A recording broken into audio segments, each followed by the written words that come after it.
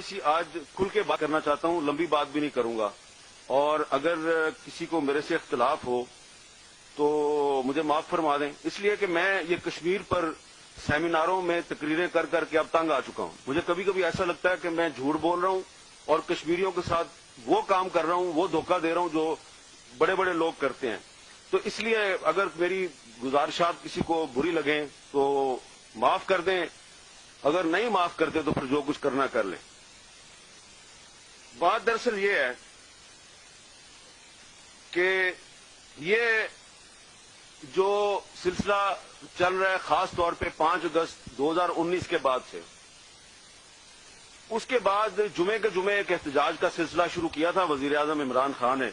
اب وہ سلسلہ بھی بند ہو چکا ہے. یہاں پر پی ڈی ایم سے بھی شکوہ شکایت کیا گیا ہے.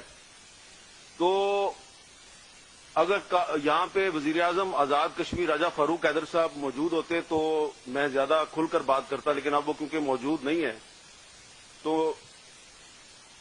وہ ایک بہت اعلیٰ سطحی اجلاس تھا جو 5 اگست 2019 سے 3 دن پہلے منعقد ہوا اسلام آباد میں.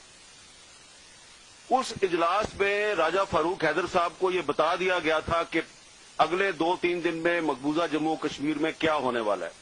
اس میں 370 کی بھی بات ہوئی, اس میں 35A کی بھی بات ہوئی, لیکن راجہ صاحب نے جو بتایا, جو کہا کہ جناب اس کو کاؤنٹر اس طریقے سے کرنا چاہیے, تو ان کی بات نہیں مانے گی. تو میری اب گزارش ہے راجہ فاروق حیدر صاحب سے کہ ویسے بھی آپ کی حکومت کی مدت پوری ہونے والی ہے, تو تھوڑی ہمت کریں, آپ اصلی کشمیری بنے, ذرا قوم کو بتا دیں کہ اس اجلاس میں کون کون موجود تھا, آپ کو کس نے کیا بتایا اور آپ نے کیا جواب دیا, تاکہ پتہ چلے کہ یہ کوئی اچانک نہیں ہوا سب کچھ. یہ پہلے سے ہمیں پتا تھا, ہمارے ارباب اختیار کو پہلے سے پتا تھا کہ مقبوضہ جموں کشمیر میں بھارت کے عزائم کیا ہے, وہاں پہ 370 بھی سسپینڈ ہونے والا ہے, وہاں پہ 35A بھی ختم ہونے والا ہے, اور ان کا منصوبہ کیا ہے. اور اس کے بعد جب وہ ہو گیا تو پھر آپ نے دیکھا کہ آپ کی فورن پالیسی جو ہے وہ جس طریقے سے ناکام ہوئی, اس کا ذکر یہاں پہ ہوا ہے. اب آ جائیں پی ڈی ایم پہ. پی ڈی ایم نے 20 ستمبر 2020 کو ایک اے پی سی کے بعد ایک اعلامیہ جاری کیا. اس اعلامیے میں انہوں نے کشمیر کے ساتھ اظہار یکجہتی تو کیا, لیکن ساتھ ہی ساتھ انہوں نے ایک اور جو کلاس تھی اس میں گلگت بلتستان کے حوالے سے جس طریقے سے انہوں نے بات کی, تو ایسے لگ رہا تھا کہ یہ بھی ایک ڈکٹیٹڈ قسم کا وعدہ جو ہے وہ شامل کر رہے ہیں. کیونکہ آپ کے آئین کا جو آرٹیکل 257 ہے وہ یونائیٹڈ نیشنز کی ریزولوشن کی بات کرتا ہے کہ یونائیٹڈ نیشن کی ریزولوشن کی روشنی میں مسئلہ کشمیر حل ہونا چاہیے. تو ایک طرف تو ہماری حکومت جو ہے وہ مشرف دور سے آؤٹ آف باکس سولوشن تلاش کر رہی ہے, انہوں نے بھی اس کی خلاف ورزی کی. دوسری طرف جو پی ڈی ایم کی 2 جماعتوں نے جس طریقے سے الیکشن مہم چلائی گلگت بلتستان کے انتخابات میں کہ ہم گلگت بلتستان کو صوبہ بنائیں گے جی پاکستان کا.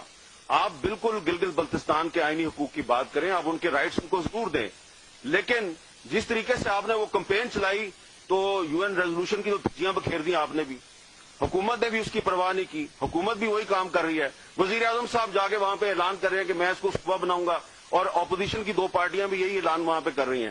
تو اس لحاظ سے دیکھا جائے تو حکومت اور اپوزیشن کی 2 بڑی پارٹیوں نے جو یو این ریزولوشن کے ساتھ جو کر دیا ہے وہ وہی کیا ہے جو دشمنوں نے کیا ہے, اور اس پر میں ان کے ساتھ ڈبیٹ کے لیے تیار ہوں.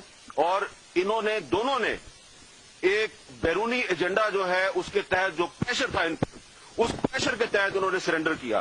اور افسوس کی بات یہ ہے کہ پاکستان پیپلز پارٹی جو ہے یہ تو مسئلہ کشمیر کی پیداوار ہے. ذوالفقار علی بھٹو صاحب کا تاشکند ایگریمنٹ پر اختلاف ہوا تھا ایوب خان کے ساتھ, انہوں نے پارٹی اپنی کشمیر کے مسئلے میں بنائی تھی, لیکن وہ بھی بڑے فخر سے کہتے ہیں کہ دیکھو ہم نے تو 2018 کے مینیفیسٹو میں یہ وعدہ کیا تھا کہ ہم اس کو علیحدہ اسٹیٹس دیں گے, صوبے کا درجہ دیں گے.